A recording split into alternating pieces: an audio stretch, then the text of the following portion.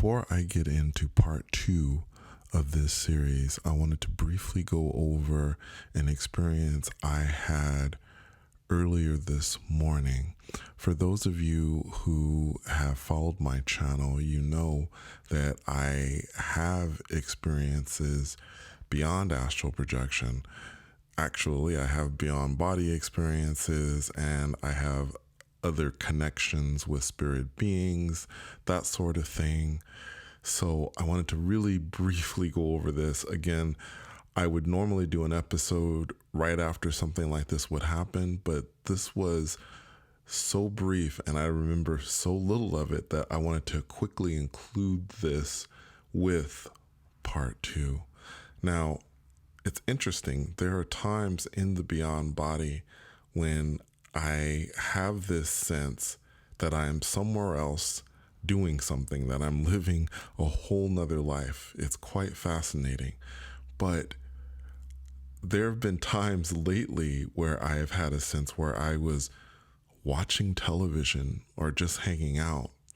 For those of you who are curious about alternate realities, the thing that I think I've kind of discovered about all this stuff is that their lives are as mundane and sometimes boring as our lives are. Nothing really exciting here, even though it is an alternate reality. And again, I found myself watching television.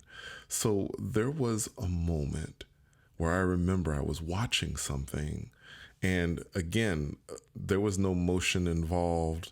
This was not the usual beyond body stuff. I was just there and I was watching something. I was watching something on television in this alternate reality.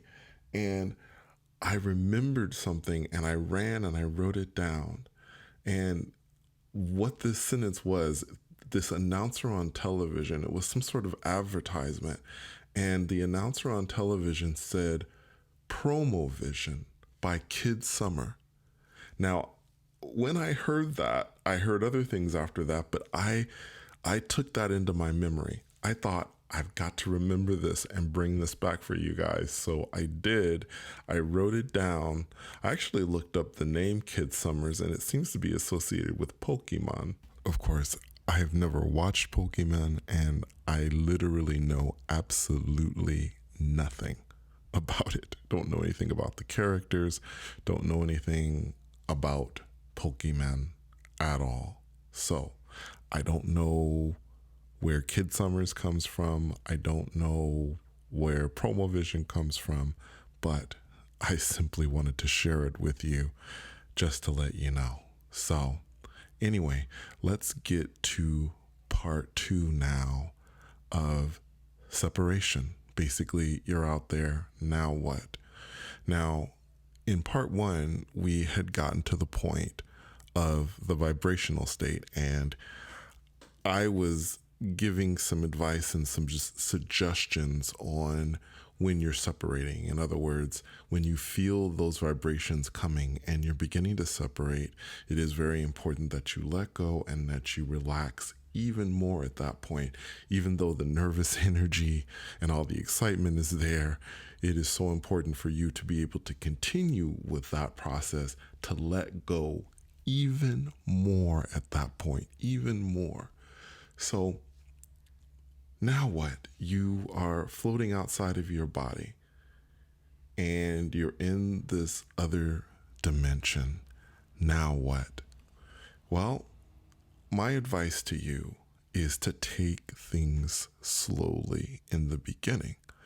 Now, I know that once you're out there, you're going to want to get out and explore and fly and do all of those things that you do in the astral plane. It's such a different place, by the way. It really is. Being able to be someplace by simply thinking about it or jumping up into the air and flying around is amazing. I have flown on various occasions and it never ever gets old, by the way. It never gets old flying around for me. Flying is one of my favorite things to do. But I do urge you to take your time with this in the beginning. Now, I've talked about this before with sort of gradually coming out of your body. So, for an example of that is when you feel the vibrations, you start to float upwards, or you start to feel your body separating. You are able to stop yourself. Now, you may want to practice this. You may want to practice coming out just a little bit, staying right there, and then maybe coming back down again and going back and merging back into your body. Or you could do what I used to do, which was I would feel the vibrations, I would feel myself kind of rising out. Then I would reach out and I would put my fingers on my floor in my room, in my bedroom, and I could feel the carpet, even though I was a spirit being. This was a very strange thing to me, by the way. I had realized, even as a spirit being, I could feel the texture of the carpet. I could feel the areas of it. It was quite interesting to me. Once I would feel the carpet, I would be like, okay, I'm out of my body. I could feel this. So let's test this. So I would press down, and my fingers would pass through the carpet and go right through the floor. And then I would pull it out. I would continue to do this. This was just, to me, I guess, to confirm that this was actually happening.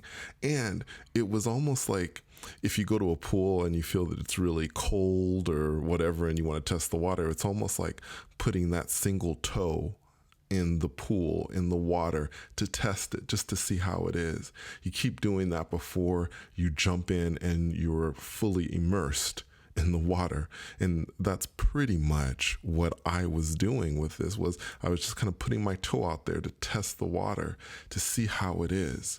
And I would suggest that you do that too, whether it be emerge a little bit, maybe come out and then go back in, or put the hand out, kind of feel around and see what it's like. Go slowly, be patient. You have time. You can do this. This will help you to gain your confidence when you're coming out there. It will help you to gain your confidence. You won't be so afraid, I would think, if you do this a little bit at a time. So once you've done that, once you've sort of tested the water, at this point, I think it's a good idea to kind of take a look around. Now, you're not probably, or maybe, again, the reason why I say it like this is because these are, again, all suggestions. I would suggest that you not just go flying out of your apartment or your house or whatever, your room. I would suggest that you stick close by where you feel your body is at that point. Just kind of hover in the area. Now, in the beginning for me, I wasn't able to see. I don't know how other people are when they first leave their body, when they're first out there in the astral plane. For me, I've had to think the thought, I want to see.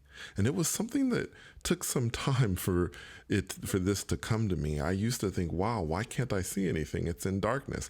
I could sense my floating or me reaching out or whatever. I could sense all these things, but in the beginning, it was difficult for me to see. Things were dark.